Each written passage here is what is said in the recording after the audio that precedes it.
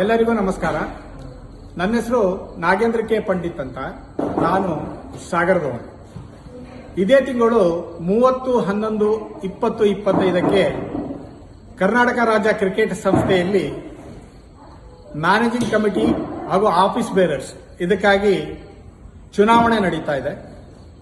ಶಿವಮೊಗ್ಗ ವಲಯದ ಸಂಚಾಲಕ ಹುದ್ದೆಗೆ ನಾನು ನನ್ನ Venkatesh Prasad team game changers ಅವರ ಸಂಗಡದೊಂದಿಗೆ ನಾನು ಸ್ಪರ್ಧಿಸ್ತಾ ಇದ್ದೇನೆ.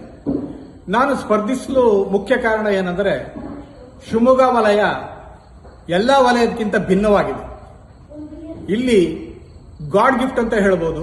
ನಮ್ಮಲ್ಲಿ 9 ಟರ್ಫ್ ವಿಕೆಟ್, ಹುಲ್ಲಿನ ಅಂಕಣ ಇರುವುದು ಒಂದು ಮಹತ್ವವಾದ, ನಮಗೆ ಎಲ್ಲರಿಗೂ ಒಂದು ಅವಕಾಶ. ಇದು ಯಾವುದೇ ಝೋನಲ್ಲಿ ಇಲ್ಲ. ಆದ್ರೆ ಅನಿವಾರ್ಯ. ಕೆಲವೊಂದು ಸಾರಿ ನಮಗೂ ಅನ್ಸುತ್ತೆ, ಇಷ್ಟೆಲ್ಲ ಫೆಸಿಲಿಟಿ ಇದ್ರೂ ಯಾಕೆ ಕ್ರಿಕೆಟರ್ಸ್ ಇಲ್ಲಿ ಬರ್ತಾ ಇಲ್ಲ ಅನ್ನೋದನ್ನ ನಾನು ವಿಶ್ಲೇಷಣೆ ಮಾಡಿದಾಗ ನಮಗನ್ಸಿದ್ದು ಒಂದೇ, ನಾವು ಇರುವ ಇನ್ಫ್ರಾಸ್ಟ್ರಕ್ಚರ್ ಅನ್ನ ಸರಿಯಾಗಿ ಯುಟಿಲೈಸ್ ಮಾಡ್ತಾ ಇಲ್ಲ.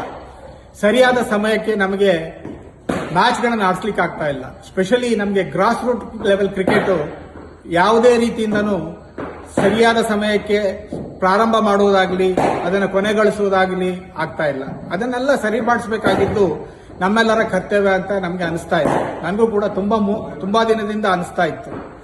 ಇದಕ್ಕೆಲ್ಲ ನಮಗೆ ಏನು ಕಾರಣ ಅಂತ ಹೇಳಿ ನಾವು ಹೋಗ್ತಾ ಇದ್ದ ಒಂದು ಕಾರಣ ಏನು ಗೊತ್ತಾಯ್ತು ಅಂದ್ರೆ, ಕೆಲವೊಂದು ಪ್ರಕೃತಿ ನಿಯಮ. ಮಲೆನಾಡು ವಲಯ ಇದ್ದಿದ್ರಿಂದ ತಿಂಗಳಿಗೆ 3-4 ತಿಂಗಳು ಇಲ್ಲಿ ಮಳೆ ಇರ್ತದೆ.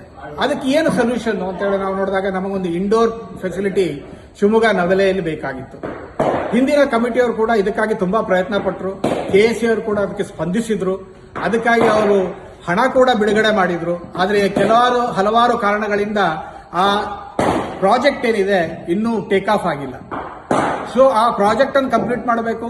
ಜೊತೆಗೆ ಬೇರೆ ಸೆಂಟರ್ಸ್ಗಳಲ್ಲೂ ಕೂಡ, ಹಾಸನ ಆಗಲಿ, ಚಿಕ್ಕಮಗಳೂರು ಆಗಲಿ, ಅಲ್ಲಿ ಎಲ್ಲ ಗ್ರೌಂಡ್ ಸ್ವಲ್ಪ ತೊಂದರೆಗಳಿದೆ. ಚಿಕ್ಕಮಗಳೂರಿನಲ್ಲಿ ಕಳೆದ 28-30 ವರ್ಷಗಳಿಂದ ಕ್ರಿಕೆಟ್ ಇದ್ರೂ ಅಲ್ಲೊಂದು ನಮ್ಮದೇ ಆದ ಒಂದು ಕ್ರೀಡಾಂಗಣ ಇಲ್ಲ. ಹಾಸನದಲ್ಲಿ ಇತ್ತೀಚೆಗೆ ಒಂದು ಕ್ರೀಡಾಂಗಣ ತಯಾರಾಗ್ತಾ ಇದೆ. ಅದನ್ನು ಪ್ರಯಾರಿಟಿ ಬೇಸಿಸ್ ಅಲ್ಲಿ ನಾವು ಕಂಪ್ಲೀಟ್ ಮಾಡಿಕೊಡುವ ಮಹತ್ವರವಾದ ಜವಾಬ್ದಾರಿ ನಮಗಿದೆ. ಜೊತೆಗೆ grass root level cricket with academies 2010-2013ನಲ್ಲಿ ಶ್ರೀನಾಥ್ ಮತ್ತು ಕುಂಬಳೆ ಅವರು ಮ್ಯಾನೇಜಿಂಗ್ ಕಮಿಟಿ ಬಂದಾಗ ಅವರ ಪ್ರಥಮವಾದ ಏನು ಐಡಿಯಾ ಅಂದ್ರೆ grass root level cricket develop ಮಾಡೋದು. ಇದಕ್ಕಾಗಿ ಅವರು ಅಕಾಡೆಮೀಸ್ ಎಲ್ಲ ಸ್ಟಾರ್ಟ್ ಮಾಡಿದ್ರು. ಅದರಿಂದ ಹಲವಾರು ಕ್ರಿಕೆಟರ್ಗಳು ಪ್ರಯೋಜನ ಪಡೆದಿರ್ತಾರೆ. ಆದ್ರೆ over A period of time ಏನಾಗಿದೆ, ಆ ಅಕಾಡೆಮಿ ಎಲ್ಲ ಸ್ಟಾಪ್ ಆಗಿ ಹೋಗಿದೆ. ಆ ಅಕಾಡೆಮಿ ಕಲ್ಚರ್ ಅನ್ನ ನಾವು ರೀಇಂಟ್ರೊಡ್ಯೂಸ್ ಮಾಡಬೇಕು. ಹಲವಾರು ಕ್ರಿಕೆಟ್ಗಳನ್ನ ಉತ್ತೇಜನ ಮಾಡಬೇಕು. 365 24/7 ಕ್ರಿಕೆಟ್ ಅನ್ನು ನಡೆಸುವೇ ನಮ್ದು ಉದ್ದೇಶ. ಅದಕ್ಕಾಗಿ ನಾನು ಶಿವಮೊಗ್ಗ ವಲಯದ ಸಂಚಾಲಕ ಹುದ್ದೆಗೆ ಸ್ಪರ್ಧಿಸ್ತಾ ಇದ್ದೇನೆ. ತಮ್ಮೆಲ್ಲ ಸಹಕಾರ ನಮಗೆ ಇರಬೇಕು ಅಂತ ಕೇಳ್ಕೊಳ್ತೇನೆ.